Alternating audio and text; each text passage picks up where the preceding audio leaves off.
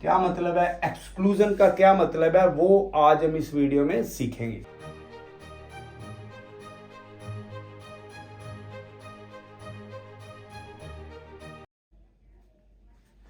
Hello, hi students. देखिए, आज काफ़ी दिनों के बाद हम ये वीडियो लेके आए हैं hunts rule of maximum multiplicity की। चेक करिए, हंट्स रूल इलेक्ट्रॉनिक कॉन्फ़िगरेशन में बड़ा ही इंपॉर्टेंट रूल है। Hunts rule of maximum multiplicity, maximum multiplicity, ये रूल क्या है, इसको हम मैक्सिमम मल्टीप्लिसिटी क्यों बोलेंगे, इसका क्या कारण है, ये सब हम आज फोकस करेंगे। देखिए, हंट्स रूल है क्या, पहले तो हम इसको समझ लें। अगर हम यहाँ पे एग्जांपल लें कार्बन की, कार्बन 6, तो इसकी ऑफबर्ग के अकॉर्डिंग कॉन्फ़िगरेशन क्या होगी, 1s2 2s2 और 2p2। अब देखिए, जो p सब शेल है, हमारे पास p सब शेल है, सब शेल के अंदर इसके 3 ऑर्बिटल्स हैं, 3 ऑर्बिटल्स हैं जो कि डी जनरेट है। इन तीनों की जो एनर्जी है वो सेम है, इसलिए इन ऑर्बिटल्स को क्या बोलेंगे, D generate orbitals. These R D generate orbitals. तो चलो, अब करना क्या है, हमने इस जो हंट्स रूल है जनरली डी जनरेट ऑर्बिटल्स के ऊपर फोकस करता है।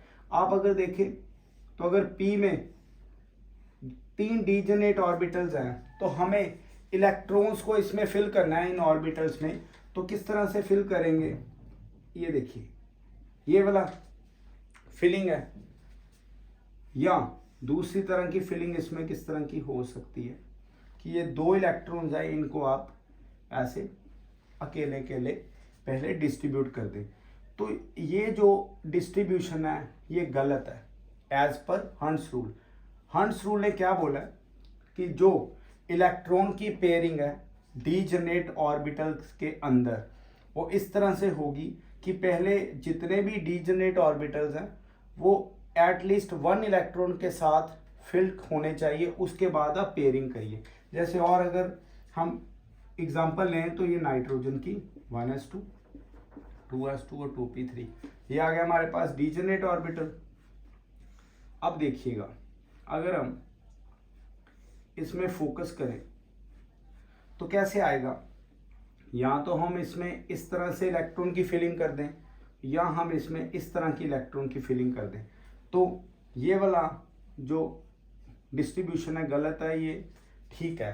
तो हंट्स रूल क्या कहता है, the filling of orbitals, the filling of degenerate orbitals should be done in such a way so that pairing will occur only किनमें, in degenerate orbitals till 1 electron is present in each degenerate orbital।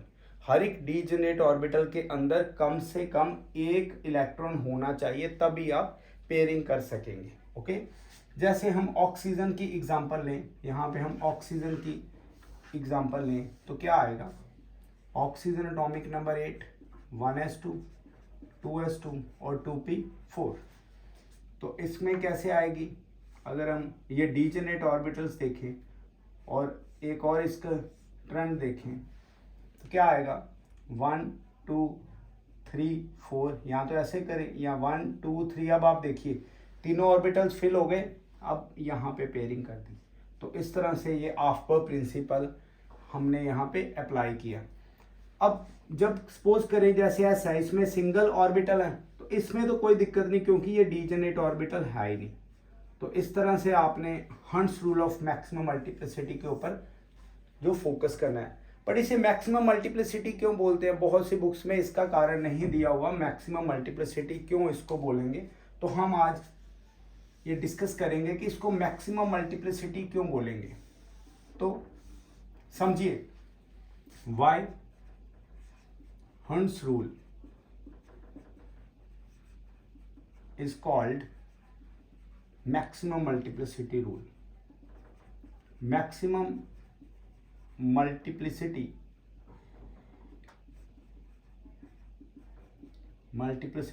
Rule इसको क्यों बोलते हैं,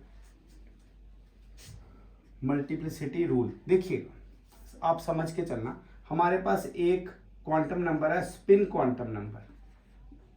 spin quantum number, अगर आप spin quantum number के ऊपर focus करें, या अगर आपको याद हो स्पिन क्वांटम नंबर क्या है जी, स्पिन क्वांटम नंबर में हमने देखा कि जो ऑर्बिटल के अंदर इलेक्ट्रॉन होंगे या तो वो क्लॉकवाइज ओरिएंटेशन शो करेंगे,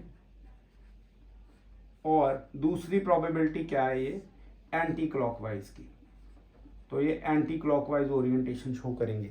तो इसमें जो स्पिन क्वांटम नंबर की वैल्यू है +½ एंटी क्लॉक में -½ अब समझिएगा, जैसे हम नाइट्रोजन लें, अगर हम नाइट्रोजन लें, फाइन, मैक्सिमम मल्टीप्लिसिटी के केस में अगर हम इधर नाइट्रोजन लें, या आप बनाए रखिए अभी, जैसे ये नाइट्रोजन है 1s2 2s2 और 2p3, तो डीजेनरेट को मैं इधर लिखने लगा हूं ये 2p3 के केस को, तो क्या आएगा आप देखिए यहाँ पे 3 ऑर्बिटल्स, और ये भी एक केस लेंगे और अब ये भी एक केस लेंगे, फाइन। अब इसमें इलेक्ट्रॉन डालने की क्या प्रोबेबिलिटी है चेक करिए, 1 2 और 3, या तो हम इनकी जो स्पिन है वो क्लॉकवाइज रखें, या हम किसी एक की स्पिन एंटी क्लॉकवाइज कर दें, या हम तीनों की ही एंटी क्लॉकवाइज कर दें। अब इन तीनों कॉन्फ़िगरेशन में से या तीनों डिस्ट्रीब्यूशन में से कौन सी करेक्ट है और क्या मैक्सिमम मल्टीप्लिसिटी है वो हम इधर जानेंगे। देखिएगा, अगर हम इसमें s की वैल्यू देखें, स्पिन क्वांटम नंबर की वैल्यू इस इलेक्ट्रॉन में देखें तो क्या आएगी +½ इसमें देखें तो +½ इसमें देखें +½ तो इनका आंसर क्या आ जाएगा 1.5 ही आएगा ना, 0.5 0.5 और 1.5 टोटल इनका आ गया। अब इसमें देखिएगा +½ -½ क्योंकि एंटी क्लॉकवाइज है, और ये क्या आएगा +½ तो इसमें अगर आप आंसर चेक करेंगे तो ये +0.5 आ जाएगा। इसमें देखिएगा -½ -½ और -½ तो इसमें स्पिन क्वांटम नंबर की वैल्यू -1.5 आ गई। तो मैक्सिमम मल्टीप्लिसिटी का मतलब है maximum value off spin quantum number, spin quantum number की मैक्सिमम वैल्यू जो कि गिवन ऑर्बिटल डीजेनरेट ऑर्बिटल्स के अंदर इलेक्ट्रॉन्स बांटे गए हैं उनमें मैक्सिमम होनी चाहिए। तभी तो ये नाइट्रोजन में हम ऐसी कॉन्फ़िगरेशन करते, कभी आपने ये कॉन्फ़िगरेशन नहीं देखी होगी। तो इस तरह से हमने मैक्सिमम मल्टीप्लिसिटी का रूल यहाँ पे फॉलो किया। हंट्स रूल ने क्या बोला है, हंट्स कहता है तब तक पेयरिंग नहीं हो सकती जब तक डीजेनरेट ऑर्बिटल्स में एटलीस्ट 1 इलेक्ट्रॉन नहीं होगा। और बाद में हमने देखा मैक्सिमम मल्टीप्लिसिटी क्या है, मैक्सिमम मल्टीप्लिसिटी कि हर एक ऑर्बिटल में क्या होने चाहिए, जो सिंगल इलेक्ट्रॉन है वो क्लॉकवाइज डायरेक्शन में होने चाहिए। तो अगर हम सिर्फ नाइट्रोजन के ऊपर फोकस करें तो देखिए 1s2 2s2 2p3, तो इसकी परफेक्ट कॉन्फ़िगरेशन क्या होगी, इसकी जो परफेक्ट कॉन्फ़िगरेशन है वो ये 1 2 3, ये किसके अकॉर्डिंग, यहाँ पे देखिएगा +½ +½ +½ और ये अकेले अकेले डिस्ट्रीब्यूट हुए हैं। तो इसी तरह से हमने आज इस वीडियो में अभी तक हंट्स रूल और मैक्सिमम मल्टीप्लिसिटी के बारे में पढ़ा। हंट्स रूल क्या है और मैक्सिमम मल्टीप्लिसिटी क्या है ये आज हमने देखा है। अब जो थर्ड रूल है पॉलीज एक्सक्लूजन प्रिंसिपल, देखिए लिखा तो हुआ है मैक्सिमम मल्टीप्लिसिटी, मोस्ट जो बच्चे हैं मोस्ट ऑफ द केसेस में उनको पता ही नहीं लगता मैक्सिमम मल्टीप्लिसिटी का मतलब क्या है। ओके, तो सिर्फ रट्टा ही नहीं लगाना, हम करेंगे जी Pauli's exclusion principle. Pauli's exclusion principle, अब इसमें भी एक्सक्लूजन का क्या मतलब है वो सीखेंगे, क्या मतलब है एक्सक्लूजन का, क्या मतलब है वो आज हम इस वीडियो में सीखेंगे। पहले चेक करिए, इसका फुल नेम है वॉल्फगैंग्स पॉली, W पॉलीज। इसने क्या किया, इसने बोला कि कोई एक, जैसे ये ऑर्बिटल है, इसमें या तो इलेक्ट्रॉन क्लॉकवाइज होगा या एंटी क्लॉकवाइज। कभी भी जो 2 इलेक्ट्रॉन्स हैं वो सेम स्पिन नहीं करेंगे। क्यों, उसने बोला कि हमारे पास जो 4 क्वांटम नंबर है, जैसे ये प्रिंसिपल क्वांटम नंबर इस इलेक्ट्रॉन के लिए सपोज करिए 2 वैल्यू है, तो इस इलेक्ट्रॉन के लिए भी 2 वैल्यू हो सकती है। इसी तरह से एजीमुथल क्वांटम नंबर की सपोज इसकी वैल्यू 1 है, इस इलेक्ट्रॉन के लिए कितनी है 1। इसी तरह से मैग्नेटिक क्वांटम नंबर की वैल्यू इस इलेक्ट्रॉन के लिए सपोज करिए 0 आएगी और इसके लिए सपोज करिए 0 आएगी। पर जो स्पिन क्वांटम नंबर जो कि फोर्थ क्वांटम नंबर है, ये वाला spin quantum number fourth quantum number, इसकी वैल्यू इसके लिए +½ ही आएगी और इसके लिए क्या आएगी -½ इट मीन्स कभी भी जो फोर्थ क्वांटम नंबर जिसे हम स्पिन क्वांटम नंबर यहाँ पे चौथे नंबर पे ले रहे हैं, उसकी वैल्यू कभी आइडेंटिकल नहीं आ सकती 2 इलेक्ट्रॉन्स के लिए किसी एक ऑर्बिटल के अंदर। तो इसे बोलते हैं पॉलीज एक्सक्लूजन प्रिंसिपल। एक्सक्लूजन का क्या मतलब है? देखिए जी, 4 क्वांटम नंबर्स हैं हमारे पास। क्वांटम नंबर कितने हैं? 4। Principal quantum number, azimuthal quantum number, हमारे पास मैग्नेटिक क्वांटम नंबर और स्पिन क्वांटम नंबर। ठीक है, आप इसको चाहे ऐसे लिख लो, L, M और S। तो देखिए नीट में अभी परसों जो पेपर आया उसमें मैथ्स दी कॉलम में क्वेश्चन आया था कि शेप, साइज, स्पिन, ये सारा कुछ कैसे, तो इन क्वांटम नंबर्स के ऊपर ये क्वेश्चन बेस्ड है। तो 4 अगर हमारे पास क्वांटम नंबर्स हैं, इनमें 2 इलेक्ट्रॉन्स के लिए तीनों की वैल्यू सेम है, बट फोर्थ की वैल्यू हमेशा जो स्पिन क्वांटम नंबर की वो एक्सक्लूड की गई सेट में से, इसलिए इसको क्या बोलते हैं? Exclusion principle. क्या है Pauli's exclusion principle? Pauli's exclusion principal कहता है for any two electrons in the given orbital all the 4 quantum number will never be same. इनकी यहाँ विल नेवर बी आइडेंटिकल, इनकी वैल्यूज कभी भी क्वांटम नंबर्स की सेम नहीं आएगी।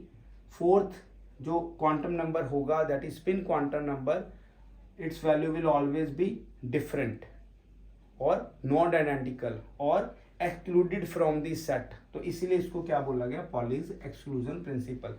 मतलब कभी भी ऐसे इलेक्ट्रॉन की कॉन्फ़िगरेशन आए आपको या कभी ऐसे आए तो ये कभी भी ठीक नहीं होगी, ये हमेशा रॉन्ग होगी, ऑपोजिट स्पिन होनी चाहिए।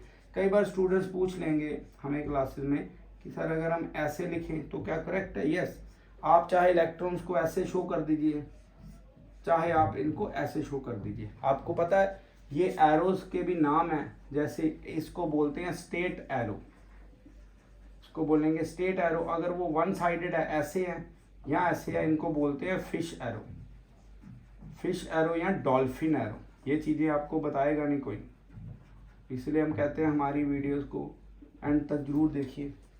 आज हमने क्या किया है?